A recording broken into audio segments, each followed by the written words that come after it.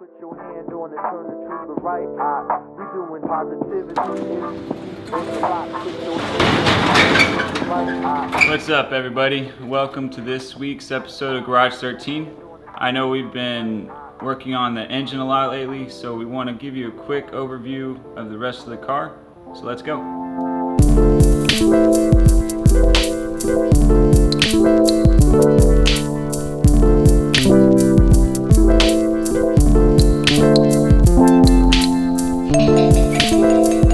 Alright, so this is the current state of the interior. I have my steering column ripped out because I replaced the bushing. I got a solid one for that. And I also deleted the alarm system, which somebody else installed. I also have my dash out because I'm gonna work on the wiring for the Rb25, and I just have it easier access for that. I'm gonna leave in the sound editing for now, and that's gonna be another project another day. This is a coils cutout. Somebody installed subwoofers. It's kind of a shitty cut, but oh well. That covers the interior. Let's move on to the engine bay now. Alright, so this is my engine bay. You've seen in previous videos, we've done the engine bay paint, cut the tubs, installed the front subframe and the brakes. I have the Q45 brakes up front. It's a cheap alternative and it bolts up really easily. I also have HKS hipermax 3 coilovers. What's left I need to do is install my brake master cylinder, clutch master cylinder, my ABS stuff. And I'll probably do that after I drop in the engine, just so I know everything fits well. And right here, we got the rear subframe, which was also done in a recent video. I have the eBay arms, the red ones are eBay. Also the lower control arm is also eBay. I have the energy suspension bushings. And I've got the stock diff, but it's welded so I can get some burnouts. And that pretty much covers my rear end, and that covers the overview of my 240. So let's move on to installing the intake on the Rb25. So when I bought the engine, it came with this Freddy intake manifold, which is a nice addition because it cleans up the engine bay a lot, because the stock one goes over the valve covers and this one just flows out to the right side of the engine. It also came with the Q45 throttle body, which is something you want to upgrade when you get the Freddy or Greddy intake manifold, because you're going to get more airflow, and this provides more airflow obviously. I have stock injectors. I'll maybe eventually upgrade those, not worried about it right now. And a stock fuel pressure regulator. That is something I will replace before I get it running and everything. And that's about it for the intake, so let's get it installed.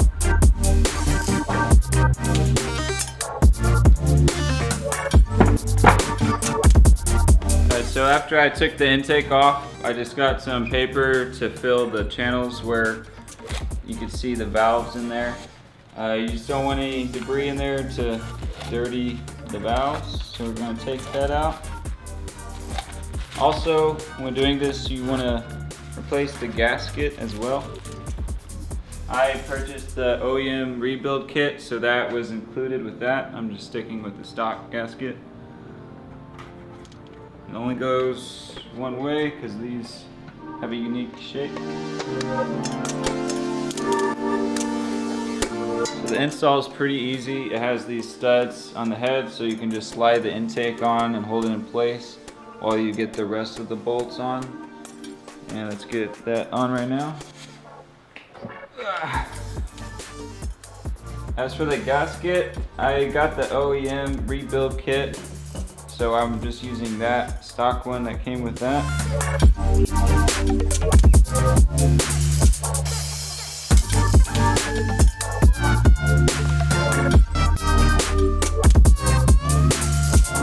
So we're going to do the bottom of the intake first, just to get it out of the way.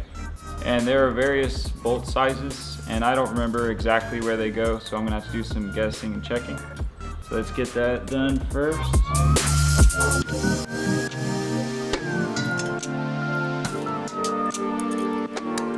So we just partially threaded the bottom end. We'll get that finally torqued down after we got the top in. So let's get the top installed now.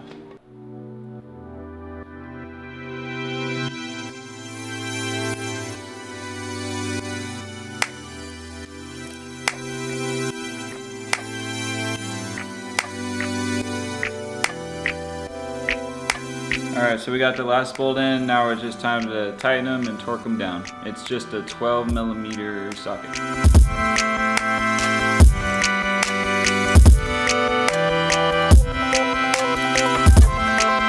Alright, all done with the bottom, let's get the top tightened down.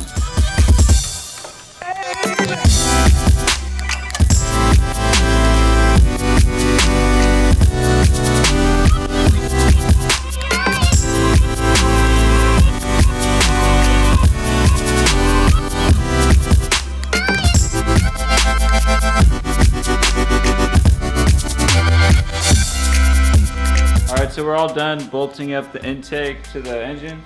It looks a lot better, starting to finally come together. I've been saying that every week, but I honestly mean it. We still have a couple things to button up. I'm gonna install the fuel pressure regulator once I order that in the future date. Also, we have vacuum lines that we'll also address in another video. We're gonna wrap this video by just installing the oil filter assembly just to get this side of the engine finished. So let's finish with that. So this is the stock oil filter assembly. The oil pressure sensor, I believe, is right here, and this is your oil cooler. And I'm just gonna leave it stock for now. I'm gonna save a few $100 just because it's gonna do the job I need for now, and I'll upgrade that in the future, not worried about it. Also, it has a paper gasket from the factory, so we're gonna have to scrape this off on the block as well. And we're just gonna use the gasket maker we used before for the oil pan. Should do the job. And as far as the filter goes, it is the same as your KA24300ZX. So you can pick those up at the auto parts store, or if you're interested in our Garage 13 custom oil filters, we got them for sale. I'm totally kidding. We're not doing this. This is spray painted, Sharpie, obviously. Total joke. But anyways, you can buy these at a local auto parts store, and it just fits right on like that. So for this surface, I'm going to be using 220 grit sandpaper, and since it's not a lot of gasket on there, it should just be a real quick job. We'll get this knocked out really quickly.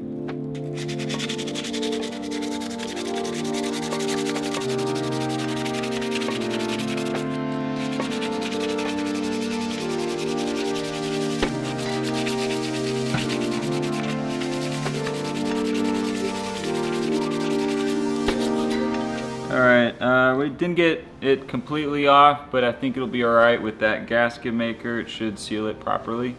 Now we just got to get the rest of the gasket off the block now.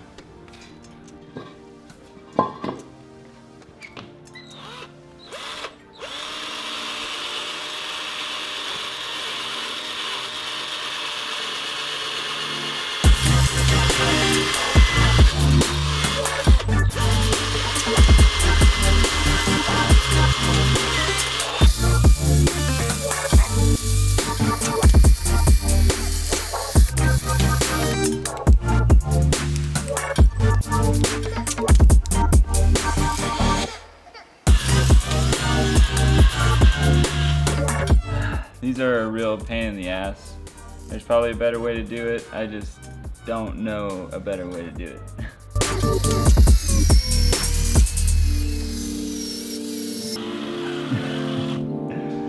Alright, so we got all the gasket off just in time. We ran out of battery in the drill.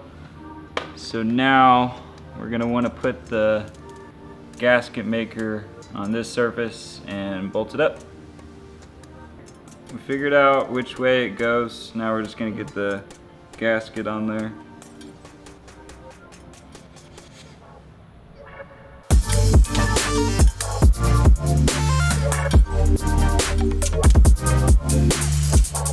Alright, now that that's all done, let's bolt it up.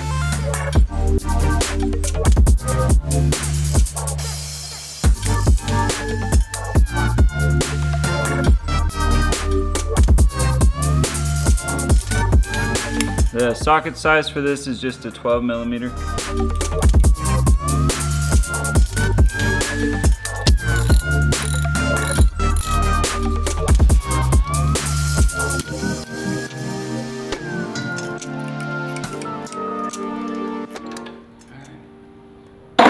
And that's it for that install. Let's get our custom Garage 13 available in stores near you filter installed.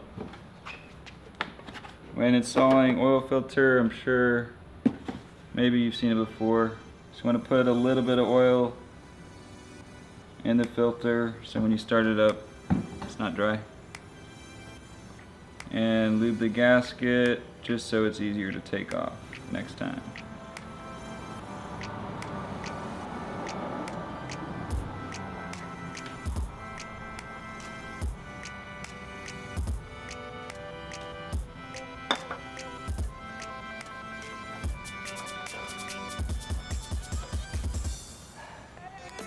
That's it. We have some hoses we need to get installed, but that's the gist of it. It looks pretty good with that custom oil filter. Alright, so that wraps up this week's episode of Garage 13. Hope you enjoyed it. If you have any questions on my build, please comment below. If you enjoyed the video, give it a thumbs up please. That will help us a lot. As for next week's video, we'll be getting that turbo and manifold back on, so we'll finally be turboed again. So hopefully you come view that too.